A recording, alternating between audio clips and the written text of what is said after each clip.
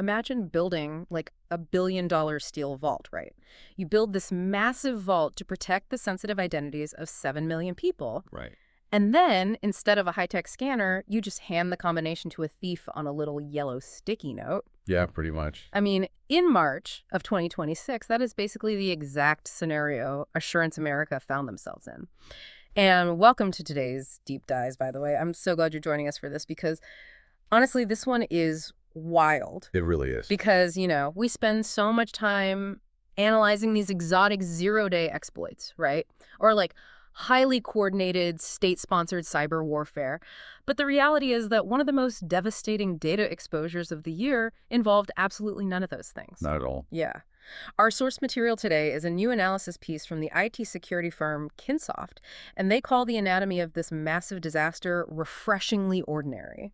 Which is, frankly, the scariest part about it. Right. That contrast is exactly what makes this specific analysis so vital for anyone managing or protecting infrastructure today, or even just you, the listener, trying to protect your own data. Exactly. Because this isn't just an isolated postmortem of some auto insurer in Atlanta. Kinsoft's breakdown of the AssuranceAmerica breach is basically a masterclass in the systemic vulnerabilities that modern organizations just, tolerate on a daily basis. Yeah, they just live with it. Right.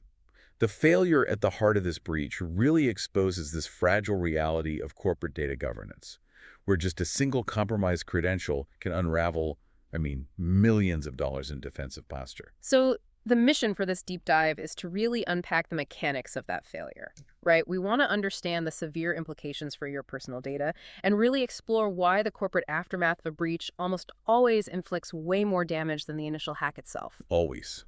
The aftermath is where the real harm happens. Let's start with the timeline, because the speed of this event, it completely shatters how most people visualize a cyber attack. So just for context, AssuranceAmerica specializes in covering higher-risk drivers. Right. And by the very nature of the underwriting process, they are forced to collect this incredibly deep reservoir of highly sensitive information. Which, of course, turns their databases into an absolute high-value target. Oh, absolutely. So according to the Kinsoft timeline, the initial breach happens on March 16th, 2026. And the threat actor, they didn't burn some sophisticated million-dollar exploit to penetrate the perimeter. They didn't have to. No. They literally just acquired a valid username and password for a standard employee account. Wow. Whether that credential was scraped from a phishing campaign or maybe reused from some historical breach or just bought on an initial access broker form, it doesn't really matter. The result was instantaneous access. Okay, so then on March 17th, the very next day, the company's internal systems actually flag the anomaly. Like, they detect unauthorized file copying happening across their network. Great. And AssuranceAmerica's immediate containment response, it appears to follow the standard incident response playbooks perfectly. Yeah, they did exactly what you're supposed to do. Right. They disable the compromised credentials, they sever the active sessions, they isolate the affected systems to, prevent lateral movement, they force a global password reset and deploy enhanced monitoring. Yeah. All of it. Yeah, their security operations center basically executed the containment phase by the book. Okay, but here is where the disconnect happens for anyone who isn't, living and breathing incident response every day. Because in the physical world, if you lose your house key on a Monday, right, Sure. and you manage to get a locksmith out to change every single lock on your house by Tuesday morning, you feel a sense of security. You think, okay, I caught it in time. Right, you mitigated the risk. Exactly. So looking at this timeline, they identified the intruder and locked them out within a 24-hour window. So my immediate question is, how on earth did an intrusion contained that rapidly escalate into a multi-million record disaster? Well, see, that physical analogy breaks down the literal moment we introduce the mechanics of digital exfiltration. Okay, how so? Because in a physical environment, an intruder is constrained by time and mass. Right. They can only physically carry so many items out of your front door in a single night. But in the digital realm, a 24-hour window is an absolute eternity. Wow. Oh, yeah. The attacker isn't stealing the physical server. They are running automated scripts that function like a high-speed printing press. They are cloning your entire digital life in microseconds. So they just run a script and walk away? Pretty much. The threat actor simply runs a database query. And the moment those queries execute, millions of rows of data are compiled into these easily exportable file. Oh, wow. So by the time the security team analyzes the alert and manually cuts the session on March 17th, the exfiltration is already done. It's complete. Finally. Exactly. The internal logs might show a really swift operational victory for the IT team. They closed the ticket. But the egress traffic volume tells the real story. The copies have already cleared the network perimeter. The speed of that automated cloning is just terrifying when you look at the sheer scale of the haul here. When the technical forensics finally concluded, Kinsoft noted the exposure affected exactly 6.99 million people. Almost 7 million individuals. Yeah.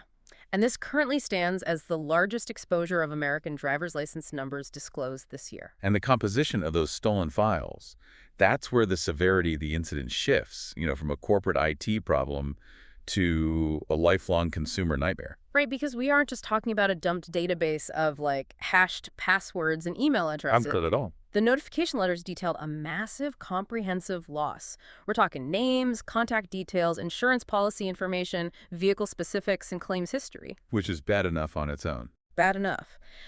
But the filings with state regulators confirmed the exposure of the real foundational building blocks of identity: driver's license numbers, tax identification numbers, and social security numbers. Yes. And this just requires a really hard look at the economics of why organizations hoard this data. Because, a password can be cycled, you change it, you're fine. But a social security number is a permanent identifier. And that distinction, the difference between ephemeral data and permanent identifiers, it changes the entire threat model. Right. When a credential is compromised, remediation takes 30 seconds. You update the password, you implement a new token, and boom, the stolen data is instantly rendered useless to the adversary. It's just junk data to them now. Exactly. But permanent identifiers are static. They are tethered to an individual for their entire life. In the criminal underground, these aren't just data points. Right. They are commodities that can be weaponized repeatedly over decades. Decades. Which means the timeline of the harm is completely decoupled from the timeline of the IP response. Yeah. Exactly. The incident response ticket is closed the moment the network is secured. But for the 7 million victims, the threat landscape has permanently altered. Yeah. With a name, an SSN, and a driver's license number, threat actors can bypass basic authentication to open fraudulent lines of credit, file synthetic tax returns, and just systematically dismantle an individual's financial reputation. It's unbelievable. And the data just sits in these criminal repositories waiting to be queried by identity thieves years down the line. Which creates this profound asymmetry of risk. The enterprise makes a critical configuration error, right? Someone messes up. But the consumer, you, the listener, you are left holding this permanent bag of risk through absolutely no fault of your own. Zero fault. And if you were listening to this and feeling that deep sense of breach fatigue, this is the root cause right here. Because you purchase auto insurance, because the state legally compels you to do so in order to drive to work. Right. You don't have a choice. You hand over your permanent identifiers as a condition of service. And when the enterprise fails to protect that data, you are the one forced to monitor your credit reports for the next decade. Yep. The burden of vigilance is entirely outsourced to the victim. It makes my blood boil. And that dynamic makes the next phase of this timeline particularly egregious to me because the data is permanently damaging. The corporate communication strategy is arguably the most critical element of the response. Right? Without a doubt. But the Kinsoft analysis highlights this massive chronological gap. So the breach was detected and contained on March 17th. Yes. The forensic investigation ran for roughly 90 days, concluding on June 15th. Oh. However, the notification letters to the victims didn't start hitting mailboxes until yesterday, July 10th. That is nearly 4 months of silence. 4 months is an inexcusable operational window when you consider the velocity of the dark web economy. But look, let me play devil's advocate here on the timeline for a second, because forensic investigations are notoriously messy. It's extremely messy. You are asking an incident response firm to parse through petabytes of ICE logs, database transaction records, and VPN access histories just to determine exactly which queries were executed and what data actually left the network. Right. It's a massive undertaking. So rushing that process risks notifying the wrong individuals or misrepresenting the scope of the exposure. A company doesn't want to induce a massive panic by telling 1 million people their SSNs were stolen if they actually weren't, right? I mean, the technical complexity of digital forensics is undeniable. You're absolutely right. Verifying the exact parameters of the exfiltration takes meticulous log parsing. Yeah. But the failure here isn't the duration of the forensics.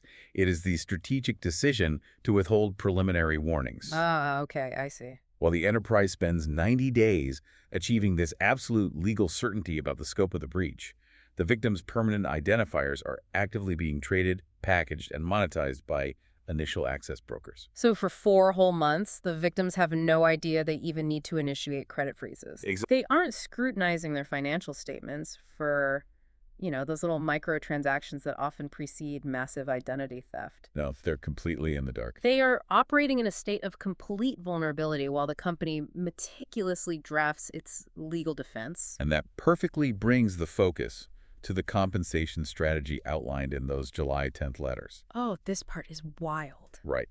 So given the exposure of nearly 7 million permanent identifiers, the standard industry expectation would be universal credit monitoring and identity theft protection for every single affected individual. It seems like the bare minimum they could do. You would think. But AssuranceAmerica opted for a highly fragmented approach.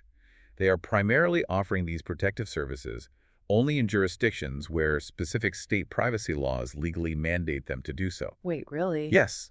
For the victims who happen to reside in states with weaker consumer protection statutes, the company's official advice is simply to, quote, keep an eye on your own accounts and credit reports. That is that is insulting. Keep an eye on it. It is. But this isn't an oversight. This is a highly calculated legal posture. Yeah, I bet. By refusing to universally offer credit monitoring, the company minimizes its immediate financial outlay.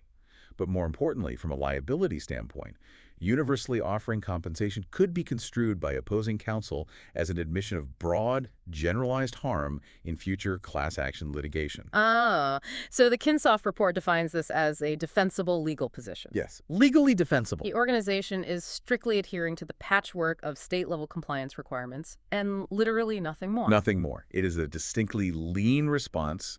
It optimizes for short-term fiscal and legal protection while entirely sacrificing long-term brand equity. Completely sacrificing it. Because when an enterprise communicates that it lost your Social Security number, withheld that information for a third of a year, and now expects you to shoulder the burden of fraud detection just because your local state legislature doesn't force them to help you, I mean, the relationship is irreparably shattered. The technical remediation might be complete, but the brand damage is permanent. Absolutely. So, moving from the specific corporate failures of AssuranceAmerica to the universal takeaways, Kinsoft's analysis distills this disaster into 3 core structural lessons. Right. And these apply just as much to organizations architecting their networks as they do to you, the listener, trying to evaluate which companies actually deserve to hold your data. Exactly. The first lesson circles right back to the initial attack vector we talked about. The single compromised credential. Which remains the most pervasive vulnerability in enterprise security today.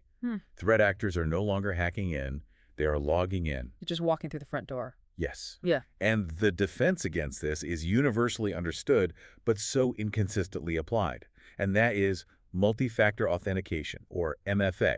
Right. If that specific employee account had mandated a secondary authentication factor, like a cryptographic hardware key or time-based token on their phone, the threat actor's possession of the password would have been totally irrelevant. The password would have meant nothing. Exactly. But the assumption is that every major corporation in 2026 already has MFA deployed, right? You would think so. But the reality of enterprise IT is much darker. The issue isn't the lack of awareness anymore. It is the accumulation of technical debt. Oh, yeah. Organizations roll out MFA for their core applications, sure, but they leave legacy systems, third-party contractor portals, or specific service accounts totally unprotected. Because integrating modern authentication into old tech is too difficult or expensive. Or worse, they grant security exemptions to executives who just find the extra login step annoying. Oh, that happens all the time. But Kinsoft's directive here is absolute. MFA must be mandatory across the entire infrastructure with 0 exceptions. No exception. None. A single unprotected access point invalidates the entire perimeter defense. Organizations have to audit their environment, specifically hunting for these bypassed legacy accounts, because that is exactly what automated credential stuffing tools are scanning for. Right. Okay, so if MFA is the mechanism to keep the threat actor out of the vault, the second lesson addresses what happens if they manage to bypass the door anyway. Yes. And Kinsoft heavily emphasizes data minimization here, because we have built an entire corporate culture around the idea that data is the new oil, right? Storage is incredibly cheap. So companies just hoard historical data perpetually under this assumption that it might be useful for future analytics or marketing or whatever. Which is an economic calculation that is fundamentally flawed. How so? Organizations treat idle data as a zero-cost asset. But the AssuranceAmerica breach proves that idle data is actually a dormant liability. A dormant liability. I like that. Why does an auto insurer maintain active, unencrypted plaintext databases containing 7 million Social Security numbers from past applicants or closed accounts? It makes no sense. It is the digital equivalent of, like, driving around with a cardboard box full of your old tax returns sitting in the backseat of your car just in case you need to reference them. You would never accept that level of risk in the physical world because someone could just smash the window in a parking lot. Yet, enterprises maintain these massive data lakes purely out of structural inertia. And the friction always occurs between the business units that want unrestricted access to historical data and the security teams attempting to enforce data lifecycle management. Right. They're always fighting. Constantly. But the core tenet of data security is inescapable. You cannot lose what you do not have. That is so simple, but so true. Organizations must aggressively enforce data retention policies. Collect only what is strictly necessary, purge it the very moment the business requirement expires, and cryptographically secure whatever absolutely must remain. Because if it's encrypted. Right. If an intruder executes a query against an encrypted database, the resulting exfiltration is mathematical gibberish rather than a highly structured list of permanent identifiers. That makes perfect sense. And that logical progression leads directly into the third lesson. If your perimeter fails and your data minimization efforts fall short, you are left with the incident response strategy. Yes. And deciding how to manage the fallout cannot happen in the middle of the crisis. Pre-planning the communication and compensation strategy is just as vital as pre-configuring your network firewalls. Wow. Because when the breach occurs, the operational tempo is chaotic. If an organization hasn't predefined its ethical obligations to its customers, the crisis management just defaults to the legal department. And we just saw how that plays out. Right. As we observe here, the legal department will always draft a compliance-driven response designed purely to minimize liability. A compliance-driven response that takes 4 months to finalize and tells half the victims they are basically on their own. Exactly. Kinsoft argues that deciding in advance how you will treat the affected individuals is a core component of security architecture. Oh, I love that way of framing it. Because a breach is an inevitability at this point. The public response dictates whether the company survives the aftermath. Prompt transparency and a proactive universal offer of protection can actually salvage customer trust. The legally minimal approach permanently alienates the user base. So to tie these structural failures together, we have observed a total cascading collapse of basic security hygiene. Yes. A missing secondary authentication check created the initial access. A failure to enforce data minimization provided the catastrophic payload, and a prioritization of legal compliance over customer protection defined the disastrous aftermath. It really is the compounding nature of these seemingly ordinary failures that makes the Kinsoft report so impactful. Definitely. The firm explicitly urges organizations to proactively evaluate these exact vulnerabilities, and they advise visiting their resources at www.kinsoft.com.au to conduct rigorous assessments of your own infrastructure. Which you really need to do. You have to identify the unprotected legacy accounts and the forgotten data lakes before an initial access broker does it for you. The closing mandate from the source material is a vital operational philosophy, and it's simply this: stay patched, stay skeptical. And applying that skepticism is essential for you as a consumer as well. Because the structural problem highlighted by this deep dive extends far beyond a single auto insurer in Atlanta. We're witnessing the systematic industrial-scale exfiltration of permanent identifiers across the entire economy. It's everywhere. So you have to ruthlessly question every organization that requests your social security number or your driver's license, challenge the necessity of the collection. Because once that data enters their ecosystem, their operational failures become your lifelong liabilities. And that exposes a massive vulnerability in how our entire society manages trust and verification. Oh, for sure. Because if foundational permanent identifiers like social security numbers are now routinely compromised, stockpiled, and sold on dark web forums by the tens of millions, the foundational premise of identity security is broken. Completely broken. We are rapidly approaching a threshold where the very concept of a secret identification number is completely obsolete. Which is a terrifying thought to leave on. But seriously, if the secret number no longer proves who you are, what on earth is going to replace it?